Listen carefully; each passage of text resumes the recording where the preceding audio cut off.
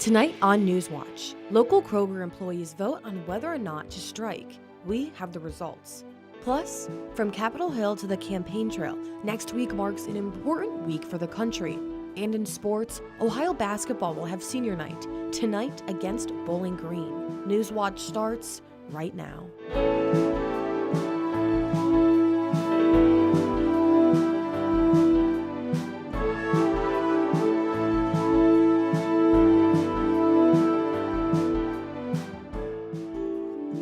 A 2-year-old boy who went missing earlier today is now safe. Good evening, I'm Madeline Harden, and welcome to Newswatch. The Wayne County Sheriff's Office issued a statewide Amber Alert around 3 p.m. after the child was reported missing. The 2-year-old was sleeping in the back of a pickup truck when the vehicle was taken from a Marshallville Dollar General. Southern local schools in Perry County are resuming classes this morning after recent threats made on social media. And while the Sheriff's Office says the threats are not credible, they do plan to increase the security presence at the school.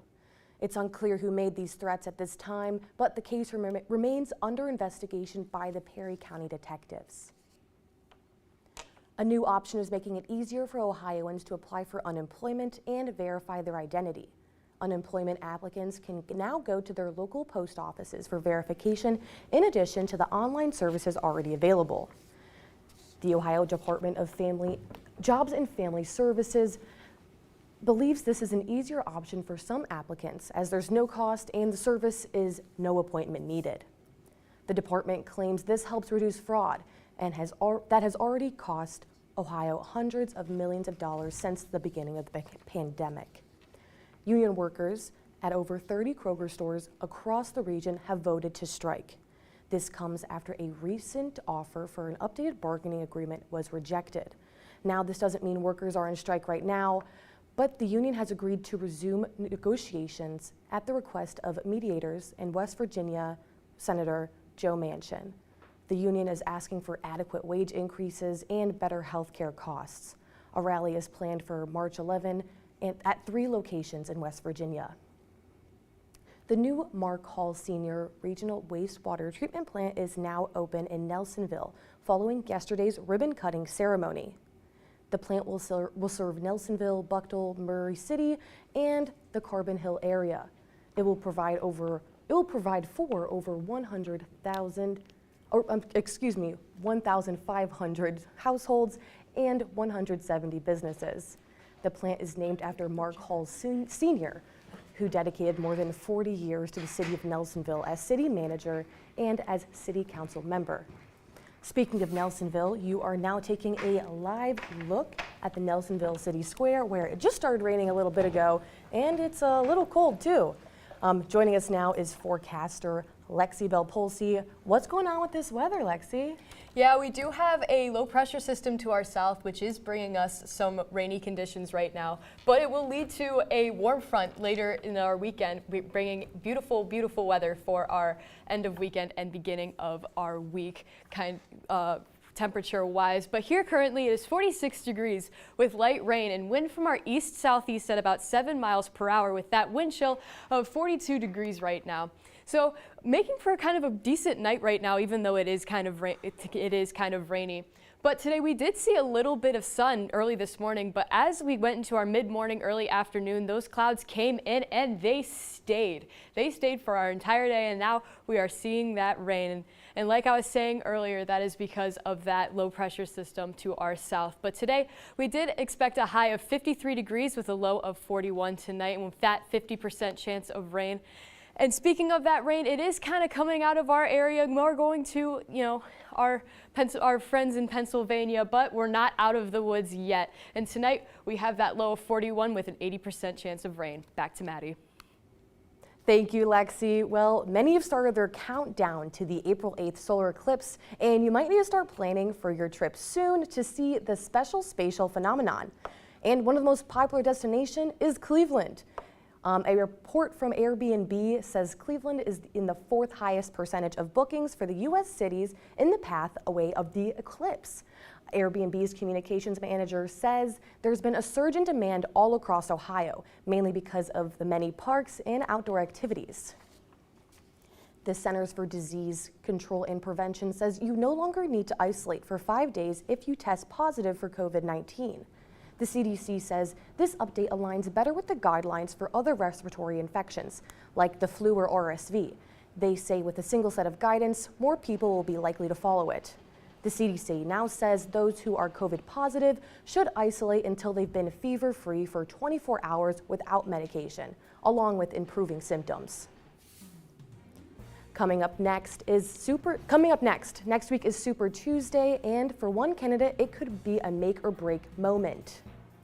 And the Athena Cinema has been undergoing rehab work. But how is the cinema keeping the lights of Tinseltown up and running in Athens? And we have been seeing a bit of a cool down these past couple of days since those storms back on Wednesday. But what does that mean for our weekend? We'll find out more in my full weather when Newswatch returns. I'm Miranda Esmond-White. Join me for Aging Backwards 2, where I'll explore the groundbreaking science behind our connective tissue.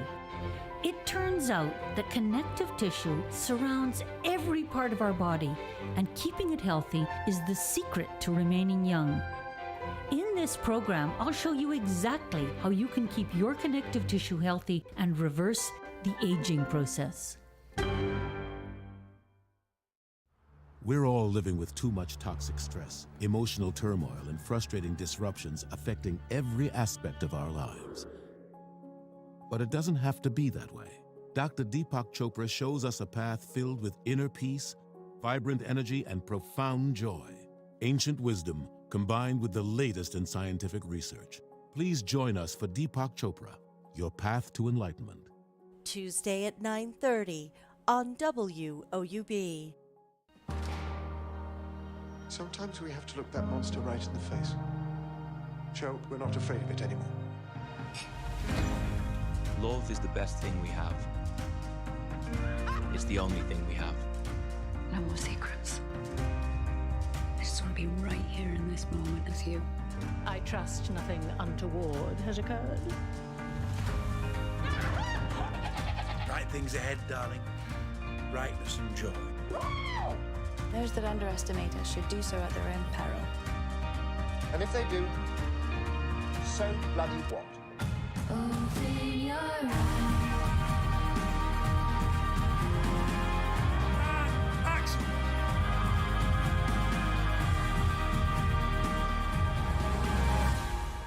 Best episode ever.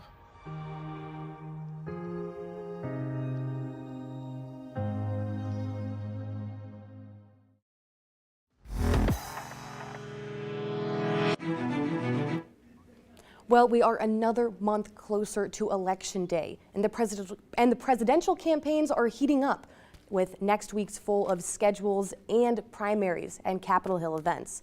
And for one candidate, it could be a critical moment. Karen Kafa is in Washington to break it all down. Dueling visits to the Super Tuesday state of Texas and the U.S. southern border with Mexico Thursday were another sign that President Joe Biden and former President Donald Trump have set the table for a 2020 rematch this November. I understand my predecessor's an eagle pass today. What he's done to our country is he's destroying our country. But Trump still has a Republican challenger in the race, and former South Carolina Governor Nikki Haley told reporters Friday she raised another $12 million in February. Crucial cash as she tries to pull off at least one win on Tuesday when more than a dozen states head to the polls. How many more times do we have to lose before we start to say maybe Donald Trump is the problem? Haley's path to the GOP nomination narrows with each loss to Trump as the former president outpaces her delegate total. Meanwhile, President Joe Biden has an opportunity to tout his administration's accomplishments before a major national audience Thursday, when he's poised to deliver his State of the Union address on Capitol Hill. The president sees this as an incredibly important opportunity, not just to address Congress, but also to address the American people, millions of people. The White House says that the election year speech will continue to be drafted over the next week. In Washington, I'm Karen Kafa. The U.S. could soon see border policy changes, but compromises needed for this policy to become a reality. This follows President Joe Biden and former President Donald Trump's trips to the southern border yesterday. An administration official says Biden Biden's considering executive actions to restrict asylum seeking, but the president says he wants the White House to pass the Senate's bipartisan immigration bill. Meanwhile, Trump is pressuring House Republicans to reject the Senate plan, and House Speaker Mike Johnson says his desire to secure the border is why he hasn't held a vote on Ukraine aid. It's unclear who will concede first, so the U.S. continues to sit in a holding pattern for the time being. Today marks the start of National Women's History Month, and while major strides have put women in leadership roles across America, there's still more work to be done. Michael Yoshida spoke with experts to discuss the major hurdles that women still face in breaking the glass ceiling. Women are making hard-fought gains in the C-suites at America's top public companies. That's according to the 2023 Women in the Workplace survey from consultants McKinsey & Company in partnership with leanin.org. We are breaking through that glass ceiling. We used to see that 1 in 5 women were in the C-suite, and today that's 1 in 4. Still, progress is lagging in the middle of the pipeline, with a lack of routes out of entry-level jobs for women, something Yi calls the broken rung. For every 100 men that receive that first awesome promotion in the United States, only 87 women have those same odds. The problem exacerbated for women of color. The survey's saying they are underrepresented at every stage of the pipeline and make up only 6% of the C-suite. Some companies need a jolt. Sometimes you need to say, we are not where we should be. Women's participation rate in the workforce reached record heights last year, according to the Labor Department. But the pay gap remains a problem. A Pew report shows women earned 82 cents on the dollar in 2022 compared to men. Terry Boyer is the founding director of Villanova's McNulty Institute for Women's Leadership. We often tell employers is you're going to have to pay attention to this and really dive deep, reframe the perception of what it means to lead based on women's experiences. And the only way you're going to do that is by listening to women. In Washington, D.C., I'm Michael Yoshida reporting. Good evening, Athens. Currently here is about 46 degrees with light rain and winds from our east-southeast at about 7 miles per hour, with that wind chill sitting at about 42 degrees right now. And local temperatures across the board, we have Zanesville at 44, New Philadelphia at 48, Lancaster, you're at 43, Parkersburg at about 49. So overall, pretty decent temperatures going into the night of our first day of spring here in the weather world. But today here in Athens, we did have a high of 53 with 50% chance of rain and that low of 41. And so overall, through the day today, we did see some sunny skies this morning, but those quickly disappeared as our morning went on and our afternoon came. And that's because of this low pressure system down here and how it's moving. It's kind of moving up the coast right now, which is why we do have that chance of rain going into tonight. But on the good side, we will be having a bit of a warm up from it, and I'll get more to that in a second. But tonight, our low of 41 with that 80% chance of rain due to that system coming through, as well as tomorrow's sunrise being at 6:57 a.m. And tomorrow we do have a high of 56 and some cloudy skies and that low of 42. So that warm front isn't really going to be hitting us yet, and you can kind of compare it to Pittsburgh, for example, who's still going to be seeing some rain and temperatures in the mid-50s tomorrow as well. And we can better see that with our surface analysis tomorrow. That low pressure system is still kind of going to be hanging around places around Pittsburgh, east of Parkersburg. You're still going to be seeing some rain. Places in other places in southeastern Ohio and northwest to West Virginia are going to be seeing those cloudy skies, but we're not really going to be seeing that warm up until Sunday, when that high pressure system starts pushing our low pressure system out of the area and bringing us a lot more sun, and that warm front can actually set in and take effect. Now we can see that better with our 7-day. Sunday and Monday is going to be in the 70s. Sunday at 70, Monday at 76, but unfortunately Tuesday, that's going to barely hit the mark and be about 69 degrees, and it's going to start our cool down into the end of next week with a friend of that rainy weather that we're going to be seeing until the end of next week. But those 70s are going to feel absolutely gorgeous right now, but they're not going to stick around very long. But we'll take it back to Maddie. Since 1915, the Athens Cinema has entertained audiences with films, snacks, and a good time. but recent construction has kept the theater from functioning at its fullest potential. So I'm here with Post reporter Emily Stokes, who spoke with those involved in the construction about where the theater is with the renovation. So thank you so much for joining me.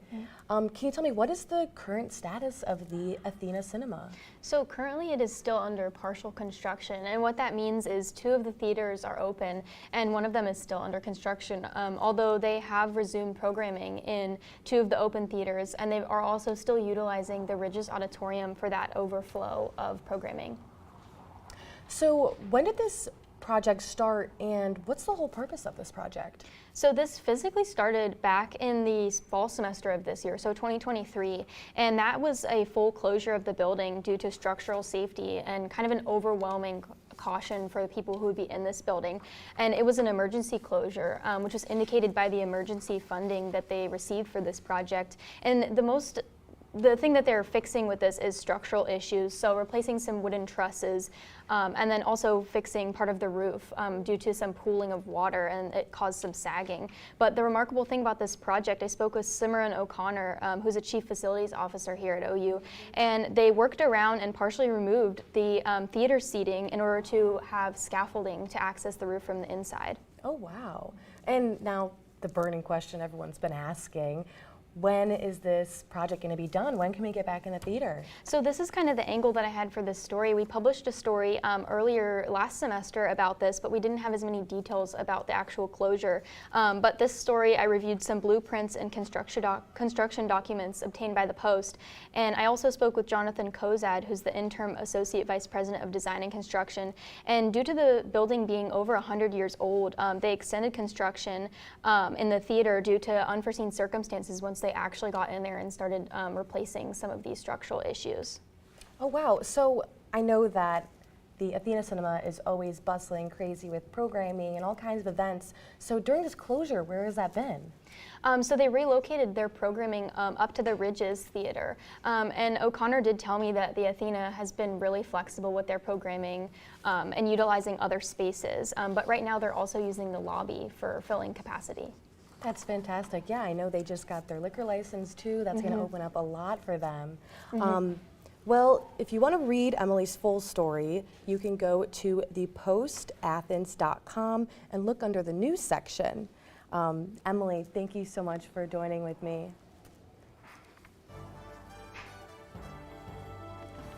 So I know it's been a little wet out, and there's no baseball tonight, but that's not going to stop us Bobcats in the convo tonight, right? No, that's right. Just a little bit of rain will keep the baseball team off of the diamond, but we'll definitely see the Bobcats in the convo tonight against Bowling Green. But we will have more on this Ohio's big senior night matchup after the break. In the meantime, for the latest from Newswatch, follow us on Instagram, X, formerly Twitter, and YouTube.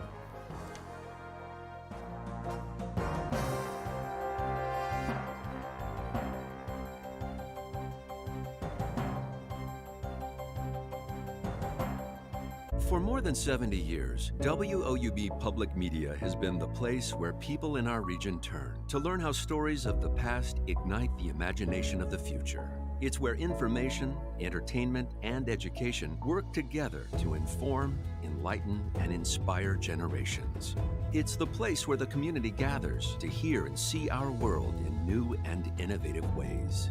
WOUB, the public media you trust that's worthy of your support. They're some of the best railway adventures in America. It's beautiful. I love it. Offering luxury service, incredible views, and a unique experience. It gives people a chance to relax. It's a nostalgic look. Look how big it is. It's huge. At these one-of-a-kind trains. It's like traveling back in time. The golden age of train travel. On great scenic railway journeys. Monday at 8 on WOUB.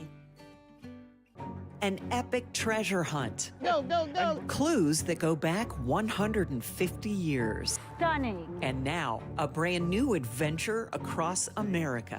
This is so amazing! For 2 explorers, it's the quest of a lifetime. We found it! No doubt about it. To rediscover America's extraordinary treasures. Tuesday at 8 on WOUB.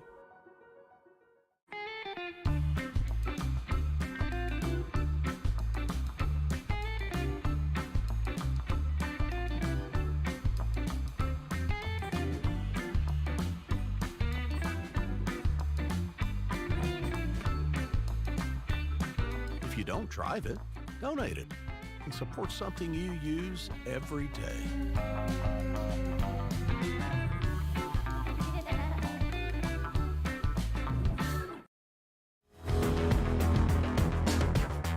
Welcome back to Newswatch. I'm Donovan Varney with sports.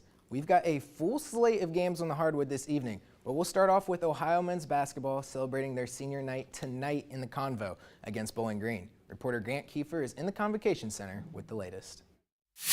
Thanks, Donovan. In the words of John Rothstein, this is March. It'll be the first game of the month for the Bobcats, but it'll be their last in the Convocation Center this season. That being said, tonight is set up to be senior night for the green and white. While Ohio is led by many upperclassmen and many of whom will be honored tonight, head coach Jeff Bowles reflected on seniors Miles Brown and Jalen Hunter's growth and the emphasis to stay focused down the stretch. I think those two are special guys, especially Miles. Been here with me for 5 years. Jalen to come, after Mark Sears leaves, to become the point guard, and his growth as a person, as a player, in 2 years, it's just a really cool thing to see as a coach. And hopefully, we come out with a win, and we got 2 road games next week, so we got to refocus and lock in. Now after a big win like the one on Tuesday against Akron, it's easy to get lost and have a bit of a hangover the next game, but Jalen Hunter knows the team is looking forward to bigger games ahead.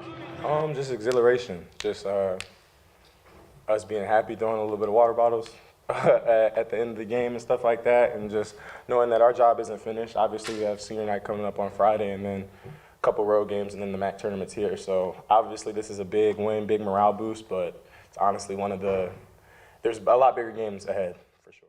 Donovan, there's one final game at the Convo this season, and the Bobcats are 11-3 at this place right here.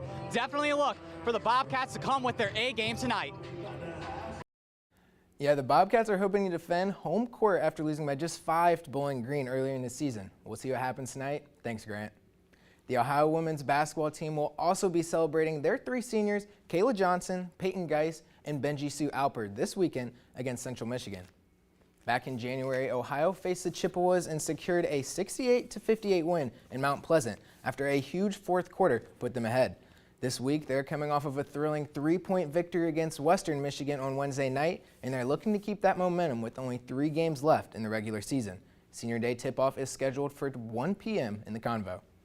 High school basketball is still alive in the TVC, with 2 schools hoping to keep their tournament runs going this weekend. The TVC Hawking champs, Federal Hawking, will go up against conference rival, the Waterford Wildcats, this Saturday in the Convocation Center. During the regular season, Fed Hawk bested Waterford twice, winning by scores of 10 and 9. If there's one thing about both of these teams, it's that they know how to shoot it. I'd expect to see a lot of shots from downtown in tomorrow's matchup. With the game in the district finals on the line, both teams are sure to leave everything out in the court. Not 1, but 2 Federal Hawking teams will be playing this weekend, as the Lady Lancers are still chipping away in the tournament. The Lady Lancers upsetted the Adena Warriors in the district semifinals behind 23 points from freshman guard Brenley Cottrell. They'll have a chance to complete another upset on Saturday, as they'll be facing the 3-seeded Portsmouth West at Waverly High School, with hopes of adding a district championship to the trophy case. For the latest on high school hoops across the TVC, tune in to Hardwood Heroes on Sunday night at 11 p.m. And with that, that's all we have for sports. Back to you, Maddie. Thank you. Still ahead, it's only getting warmer. So when can we see these trees bloom across the country? But first, here's a look at what's coming up tonight on your public television station.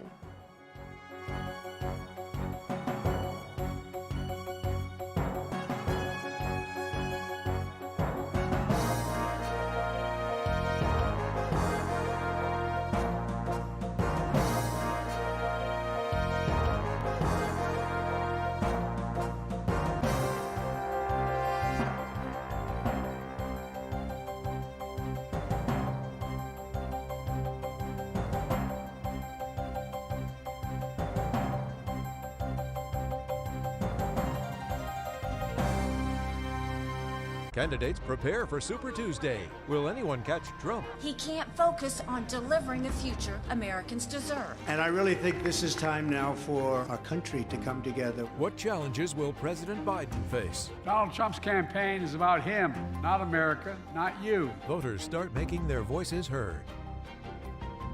Tuesday at 11 on WOUB.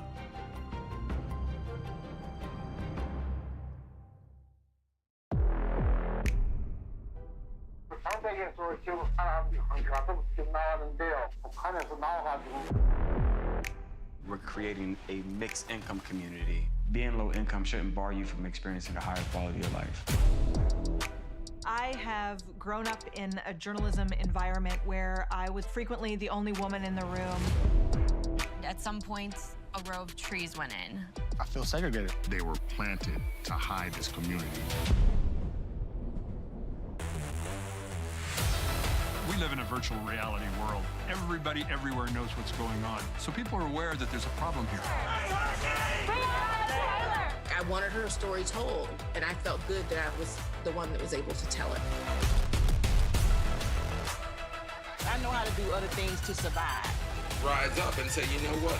Enough is enough.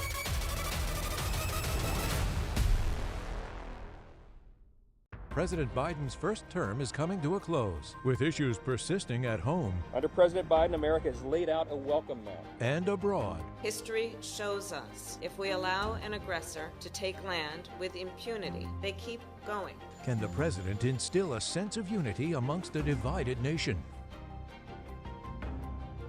Thursday at 9 on WOUB.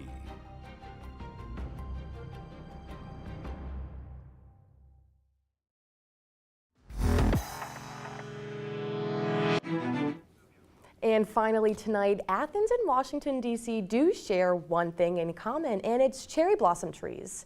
And the ones in D.C. are expected to bloom in a few weeks. One special tree called the indicator tree is used to predict when that will happen. The National Park Service says the tree tends to run about 2 weeks or so ahead of the rest. And right now it's in stage 3, which is an extension of florets. The rest of the trees mostly haven't reached stage 1 yet, but there are some green buds on many of them. The Park Service says the bloom depends on what the weather's doing. Temperatures are what encourage blossoming trees and flowers to come out, so colder weather slows that process down. Not going to do any damage. The buds are still tight in there, but a colder day, we're going to see less movement, less progress towards blossoming than on a warmer day.